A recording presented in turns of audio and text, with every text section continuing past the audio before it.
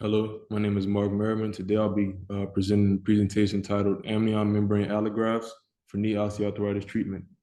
This presentation today will go a little bit over a research project that I'm currently involved in within the institute that I work in. Before talking about the research itself, I'll first talk about the institute in which I currently do my research, and that's the Cato T. Lawrence Institute for Regenerative Engineering. The focus of the research that at the Cato T. Lawrence Institute for regenerative engineering is the regeneration of complex tissues and organ systems. And many of the projects at the Cato T. Lawrence Institute for Regenerative Engineering are focused on the regeneration of musculoskeletal tissues, and that include bone, cartilage, ligaments, and also tendons. So going into my specific research project and my specific area of research, knee osteoarthritis is the application for that research. So what is knee osteoarthritis? Knee osteoarthritis is a degenerative joint condition that involves the degeneration of cartilage, but other joint tissues. And as you can see in this picture to the right, there is a clear difference between the osteoarthritic joint and the healthy joint.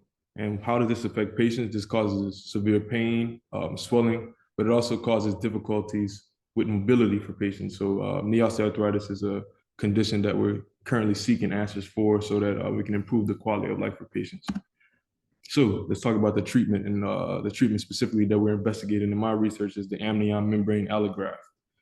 So breaking that into two different parts, what is the amnion membrane?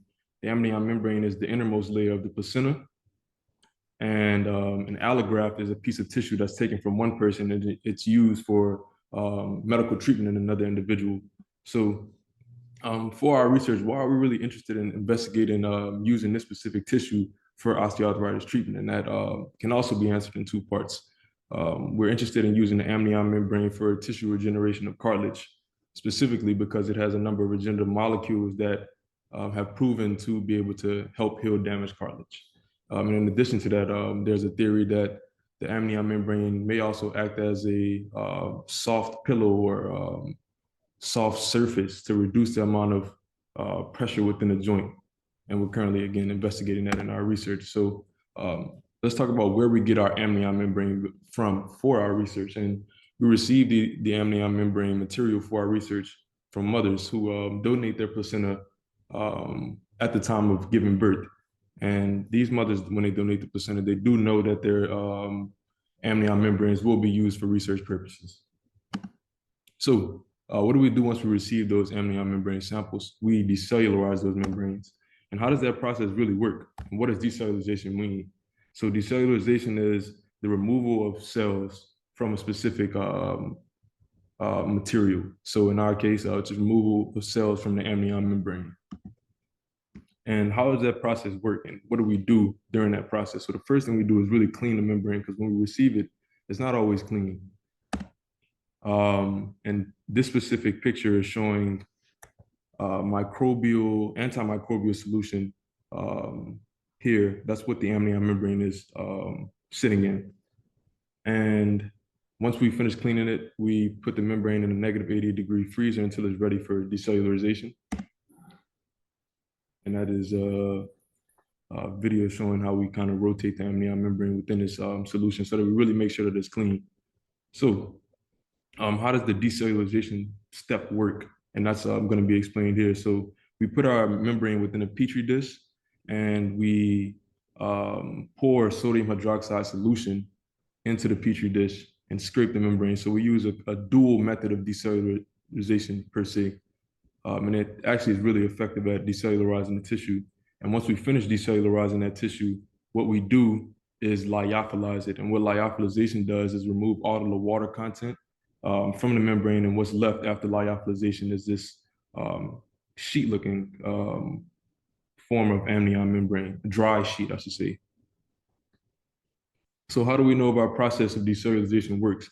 We evaluate the amount of DNA content that's left within the membrane after we decellularize it, and we really want that amount to be less than 40 nanograms after the process, because that tells us that our decellularization process really was effective at removing cells. So what do we do once it's decellularized and lyophilized and ready to go? I should say, ready for investigating if it actually can impact osteoarthritis.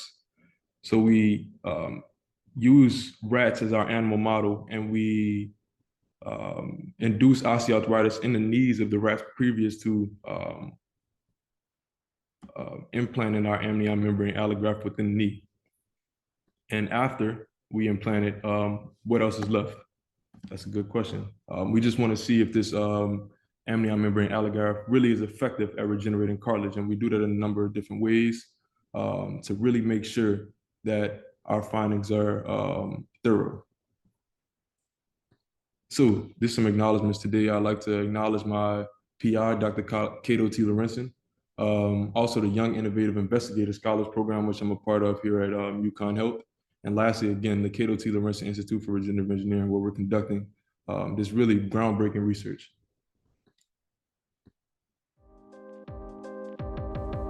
Thank you again for watching today, and just a little bit of background about myself. I'm currently a graduate student here at the University of Connecticut in the Department of Biomedical Sciences. And previous to pursuing this degree, I pursued my Bachelor of Science and received my Bachelor of Science from Xavier University of Louisiana. And for me, my current career aspiration is to pursue orthopedic medicine from both the clinical aspect but also from the research aspect. And I think that any student who wants to become a physician, a doctor, or researcher should get early exposure to those areas in terms of becoming a physician. I think it's really good to get exposure to clinical medicine at an early time point because you're able to see how physicians are able to improve the quality of life for patients on a first-hand basis. But also, in addition to that, I think that it's important if you're interested in research to get involved in research very early. And there are a number of programs out there for high school students, but also undergraduate students who are interested in research. I'm a DMD PhD candidate in the mock lab at UConn Health. So here in the mock lab, we're interested in antibiotic treatment failure in pathogenic bacteria, and this can look a few different ways. So you've probably heard about the antibiotic resistance crisis in the news, or superbugs, and the way that bacteria become resistant to antibiotics is through genetic mutations.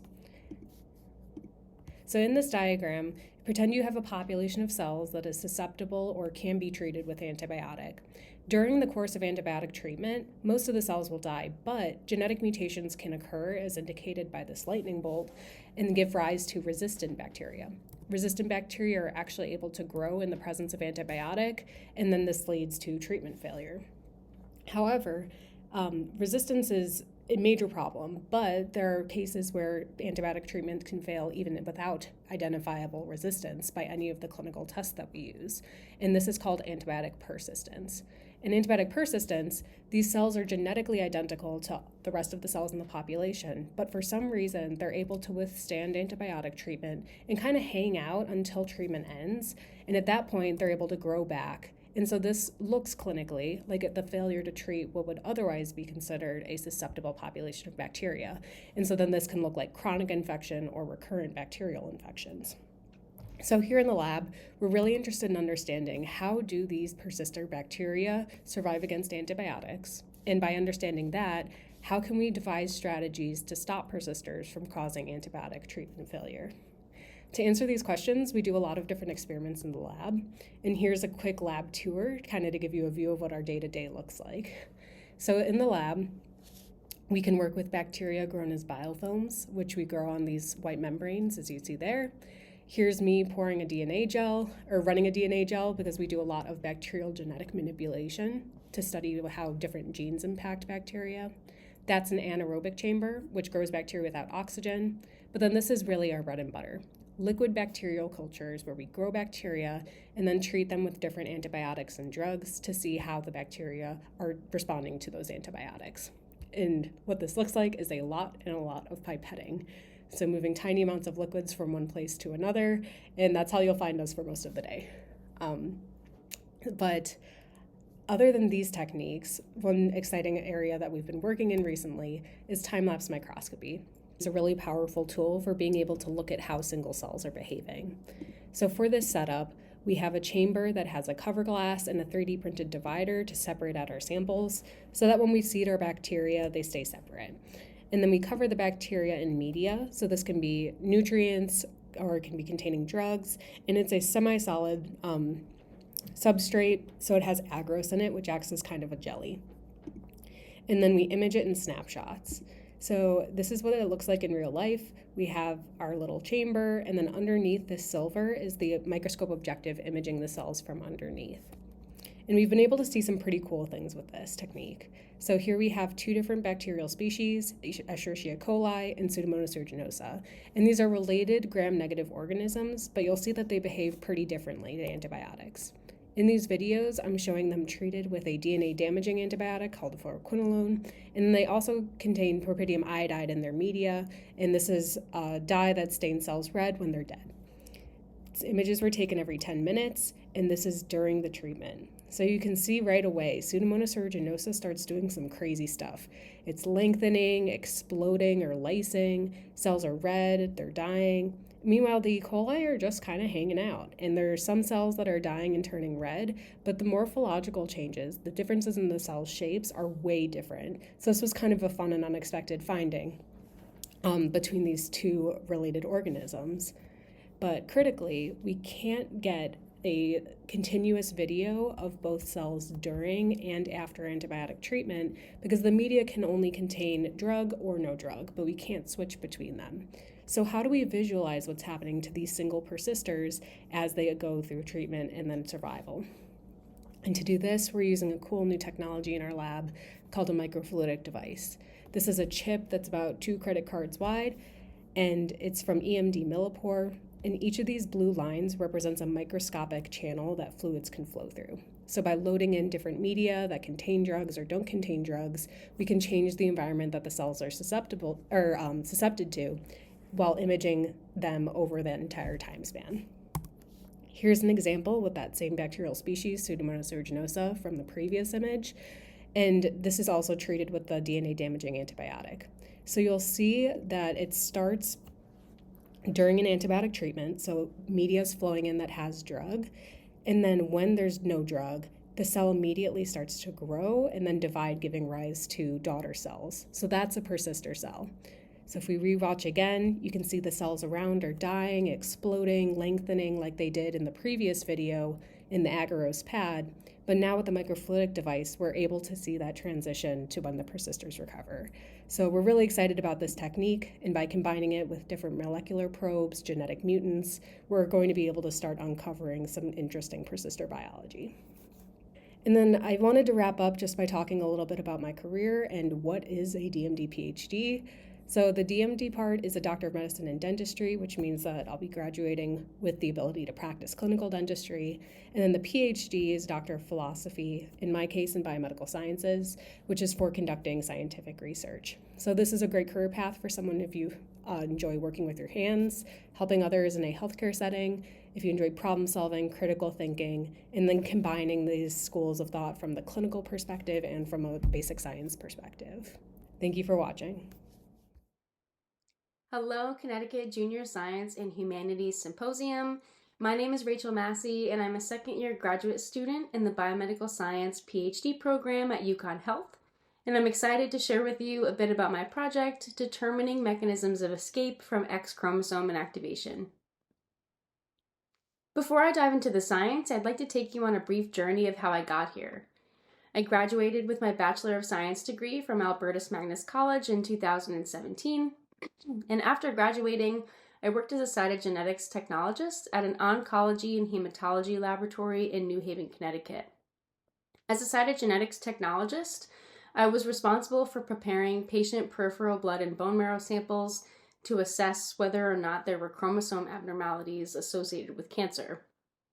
And while working in this role, I began to question the molecular mechanisms underlying human disease. And that led me to pursue a professional science master's degree in UConn's healthcare genetics program. After graduating with my master's degree, I worked as a research technician in Dr. Rachel O'Neill's lab at UConn, assisting graduate students and laboratory staff by performing mammalian cell culture, classical cytogenetics, and fluorescence in situ hybridization analyses on human and non-model systems, and sample preparation for high-throughput sequencing experiments. Which brings me to where I am today, a second-year graduate student in Dr. Stefan Pinter's lab, studying how genes escape from X chromosome inactivation at UConn Health. As humans, we are diploid organisms, meaning we have 23 pairs of chromosomes with the exception of our sex chromosomes. Biological females have 2 X chromosomes, and biological males have 1 X and 1 Y. So, if females have 2 X chromosomes, don't they have twice as many X chromosome genes as males? Well, it turns out that this isn't the case. And although biological females have 2 copies of the X chromosome, the number of genes is balanced between the sexes. And this is thanks to an evolutionary process called X chromosome inactivation, or XCI for short. X chromosome inactivation is mediated by a long non-coding RNA called EXIST, which is short for X inactivation specific transcript. EXIST spreads along the entire X chromosome, rendering genes silenced and inactive. And now, which X chromosome is silenced in a given cell is random, and this happens during early stages of development, which can make it quite difficult to study in humans. Excitingly, about 15% of genes are able to remain expressed on this otherwise silenced chromosome in humans, and I'll refer to these genes as escapees. Some of these genes have Y chromosome homologs, specifically in the pseudoautosomal region, and others are X-specific. Importantly, the mechanism of how this occurs is unknown. And so my research question is, how do genes escape from X chromosome inactivation? It's important to know that understanding how genes escape from X inactivation will help identify and alleviate health impacts of X-linked conditions in carrier females. But first, how can we study escape from X inactivation if it's a process that occurs during early development? Our lab uses human-induced pluripotent stem cells, or HiPSCs for short, which are cells like fibroblasts which have been reprogrammed into stem cells. Our stem cells, though, contain an inducible EXIST transgene, or an artificial copy of EXIST that replaced the original one. With this transgene, we can turn on EXIST in the presence of an antibiotic like doxycycline and cause our cells to synthetically undergo X inactivation. During my time as a graduate student, my plan is to try and make a gene that's typically silenced by EXIST escape. And for this, I'll use the inducible EXIST system, and I'll need a gene that's typically silenced during this process. The gene that I ended up choosing is this gene called HPRT1, which is associated with Lesch-Nyhan syndrome and also has special properties that I can use for downstream experiments. Importantly, this gene does not escape from X chromosome inactivation. So what I need to figure out is, what do I have to change, or what do I need to add to this gene sequence to make it escape? My hypothesis is that enhancer and promoter regions of escapee genes are what are responsible for allowing them to maintain their expression. And so what I plan to do is to use CRISPR-Cas9, which are powerful molecular scissors that can cut DNA, and replace the enhancer and promoter region of HPRT1 with that of an escapee gene, and determine if swapping the enhancer and promoter regions will cause HPRT1 to become expressed. And with that, I would like to thank you all for listening, and a huge thank you to JSHS for allowing me to participate and share my research with you. Thank you. Hi everybody, my name's Nathan. I'm an MD PhD candidate in the Sioux Laboratory in the Center on Aging at UConn Health, and I'm here today to talk to you about some of the exciting opportunities in the field of aging research. Aging research is a critically important field with profound implications for both healthcare and society as a whole. Over 1 in 6 Americans are above the age of 65, and as you can see from this figure on the lower left from the US Census Bureau, that number is projected to increase significantly over the coming decades. And this is of particular concern, especially given that age is a major risk factor for the leading causes of disease and death, such as cardiovascular disease seen here, as well as death from dementia, pulmonary disease, infectious disease, kidney disease, and more. Therefore, one of the current aims of the field is to better understand what it fundamentally means to age so that we can improve our treatments of these diseases and potentially even correct some of the changes that occur with aging. And altogether, this might allow us to live longer and healthier lives. So in our lab, we primarily study aging using a mouse model system, and we have a number of reasons for using mice. In particular, mice are mammals just like us, and we also share a great deal of genetic similarity. Furthermore, mice only live about 2 years on average, which is a lot more convenient to study in lab. Additionally, there are a number of genetically modified mice and other experimental systems that allow us to ask questions about specific aging-related diseases, such as Alzheimer's dementia or kidney disease. Our group uses a number of techniques to study some of the physical changes that occur with aging. For instance, we can place mice on a miniature treadmill to determine how fast or long they can run. We can also test their grip strength, or even give a complete physical exam to assess for changes such as loss of body weight, graying of hair, loss of hair, or changes in overall body condition. We also perform a number of behavioral tests, particularly in our mice with cognitive dysfunction, such as Alzheimer's models. In particular, we can assess for changes in sleep-wake cycles, changes in their eating behaviors, and even changes in memory. One example of a memory test is this Y maze shown below. So during the first trial, a mouse is placed into this maze with one arm of the maze closed. Behind that arm is something of interest. For example, here a piece of cheese. We can then wait a number of hours and place the mice back into that maze without that object or stimulus to see if they remember where it was by measuring the amount of time they spend in that arm of the maze versus all other arms. Additionally, we assess organ function in our animals using a number of molecular techniques in microscopy. In particular, we can look at circulating proteins, we can also assess liver, kidney, and other organ function, and further assess cellular aging markers. Our lab is particularly interested in a process known as cellular senescence, a cell fate that increases with aging and disease. Senescent cells are cells that stop dividing and produce a characteristic set of inflammatory proteins. Unfortunately, there's no great single gold standard marker for senescence, and we instead have to rely on multiple experiments to determine if these cells are there. One particular assay I'll talk to you about today is called the telomere-associated foci, or TAF assay. This system measures persistent DNA damage signatures that accumulate with aging, specifically at the end of chromosomes, known as telomere regions. First, we transfer a tissue of interest to a glass microscope slide, similar to one that you might have seen in lab. Here, I'm showing an example of skin tissue. Next, we place our samples into a slide rack in order to perform a number of staining and washing steps. We can use fluorescently conjugated antibodies to label our DNA damage marker of interest, as well as fluorescent DNA probes to label our telomeric region.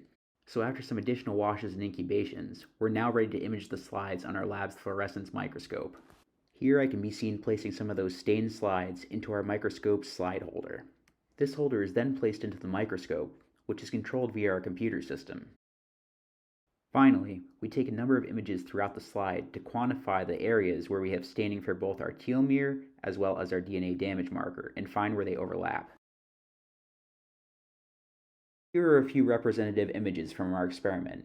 In green we have our DNA damage marker, in red our telomeres, and our cell nucleus is labeled in blue. As you can see on the left, we have a lot more of this telomeric DNA damage in our diseased tissue versus our healthy tissue on the right.